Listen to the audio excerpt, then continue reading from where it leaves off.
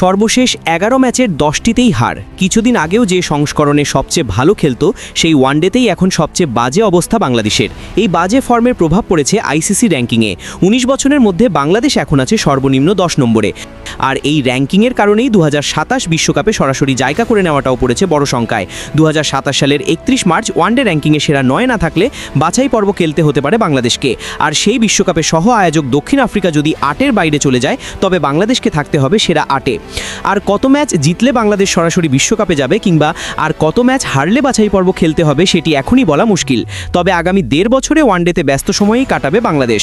৮ সিরিজে ২৪টি ম্যাচ খেলা তো নিশ্চিতই। আফগানিস্তানের বিপক্ষে সিরিজ শেষ করেই ঘরের মাঠে ওয়েস্ট ইন্ডিজের বিপক্ষে ৩টি ওয়ানডে ম্যাচ খেলবে বাংলাদেশ। আফগানিস্তানের কাছে ধবল ধুলাই হলেও ক্যারিবীয়দের ৩-০ ব্যবধানে হারালে ওয়েস্ট ইন্ডিজকে টপকে বাংলাদেশ ৯ উঠে যাবে। এটিই হতে পারে প্রথম বড় সুযোগ। পথটা দীর্ঘ। এতটা দীর্ঘ পথ পাড়ি দিয়ে ২০২৭ সালের ৩১ মার্চ বাংলাদেশের অবস্থান কী হবে সেটি এখন দেখার বিষয়।